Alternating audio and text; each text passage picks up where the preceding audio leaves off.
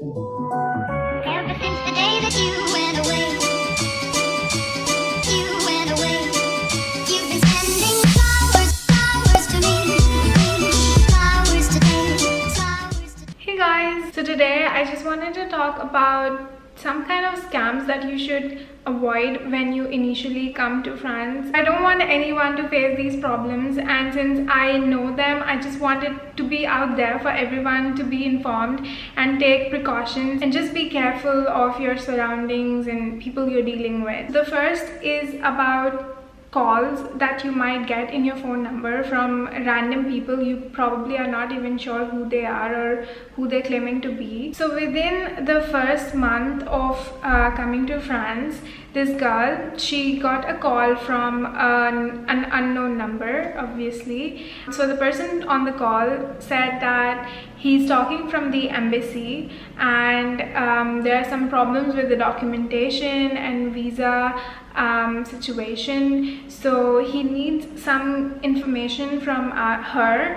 to clear things out. So this guy, he wanted to know some personal information from the girl about her father's name, her date of birth, or her father's date of birth, and these are some really important information for your bank account that you create in France.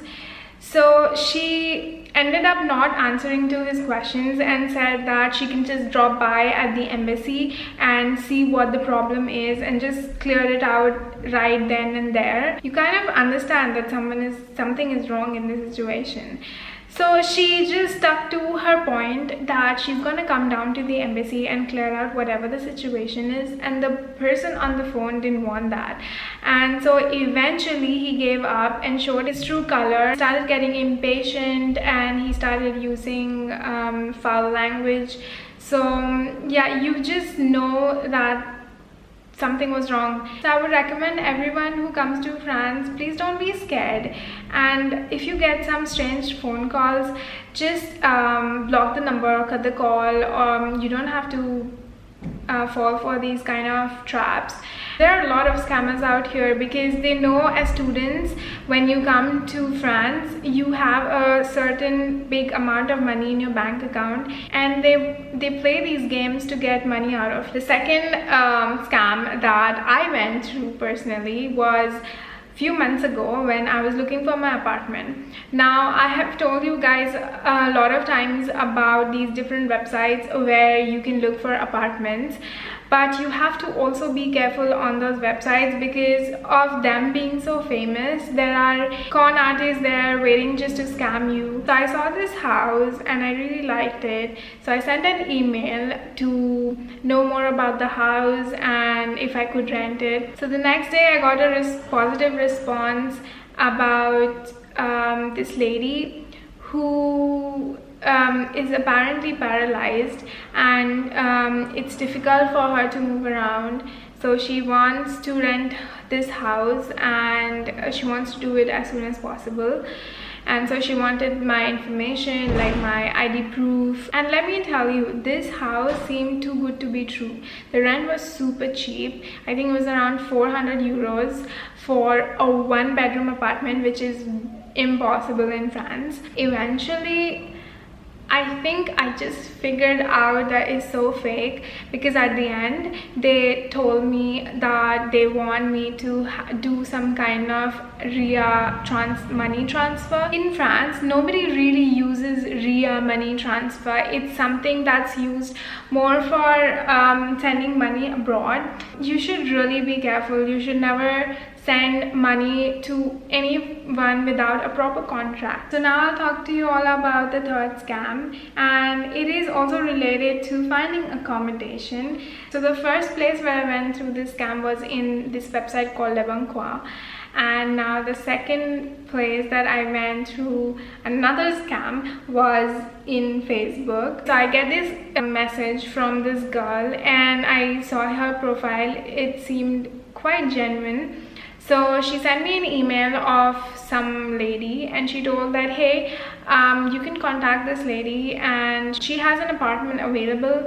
So I got a reply, and then I asked a few questions about, a few details about the house and costs and everything. And eventually, you know, this person was trying to really rush into things, and that, okay, this is my I'm gonna send you my ID proof so that I don't look like someone who's trying to scam you, and I'm gonna get in contact with my lawyer, and I'm going to send you the contract which you can sign, and you can send me the deposit of the apartment. And everything seemed fine because, you know, this person is ready to send me an ID proof and a contract. So usually in France, you get the contract, you sign the contract, and then you send the deposit to give this kind of a surety to the owner that you are for sure taking their apartment, you're renting the apartment. So I get this contract. I mean, I didn't even ask for the contract, it was just like too much rushing. So she sent me this contract and an ID proof of her. The ID seemed pretty genuine. The contract, however, was in English, and in France you never have contracts in English. So I went ahead and googled the name, and I found her Facebook. Now this girl, she had posted in her Facebook account that if, you know, anyone contacts by her name for renting an apartment, it's not her, and they have her ID, and, you know, people are just like using her ID to scam other students. And this was the second time while I was looking for an accommodation, so I just got really scared. You know, in the first one there was some international transfer which kind of made me understand that, oh, okay, you know, you gotta be careful.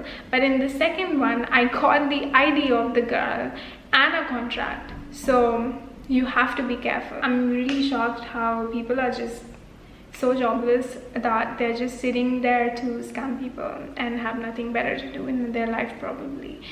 Anyway, so the fourth one was quite similar to my last experience, where, you know, you get a house, it's too good to be true, everything is available, it's big, it's spacious, it's very nice, blah blah blah.